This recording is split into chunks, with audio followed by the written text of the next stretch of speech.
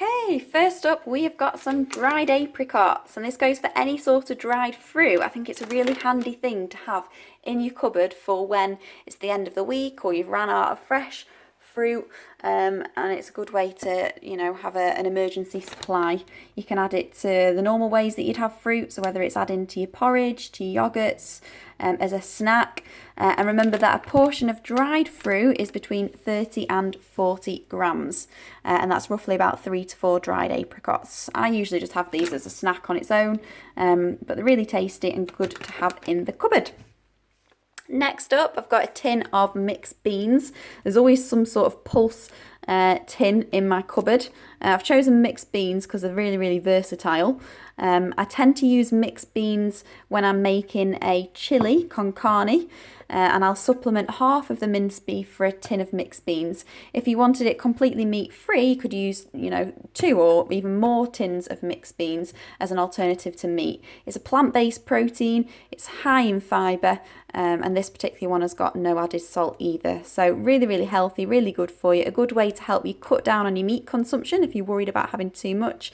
And also really cheap, about 30p for this tin, and it can last in the cupboard for a very long time. So really, really handy. Okay, next one is also a canned food, and this is your peeled plum tomatoes. Any brand will do. Usually I've always got a couple of tins of chopped tomatoes in the cupboard.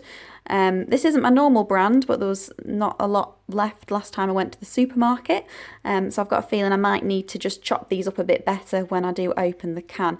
Nonetheless, these are still a really good staple for most of my dishes that I make. So whether it is a bolognese, a chili, a casserole, a pasta bake recipe, there's always usually at least one tin of chopped tomatoes, which acts as a liquid and a sauce, and you can add lots to it. So I'll always add my own vegetables if I'm making a homemade pasta sauce, but this is usually the kind of base that I go for. But yeah, really handy to have in your cupboard. My fourth ingredient is a tin of oily fish, and this particular one is mackerel fillets in tomato sauce and chili. Any oily fish will suffice, so whether it is mackerel, sardines, salmon, kippers, these are all good things to have in your cupboard as a source of tinned fish.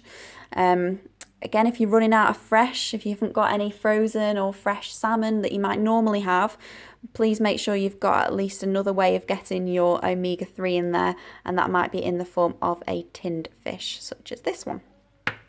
I find that goes really nicely on toast with a little bit of spinach, but any which way you like. Last one, it was really hard to think of 5, but this is the really easy couscous that you pour hot water over, and in about 5 minutes it's ready to eat. It's obviously a source of carbohydrates, a starchy food, which we should be making sure we've got at least with every single meal.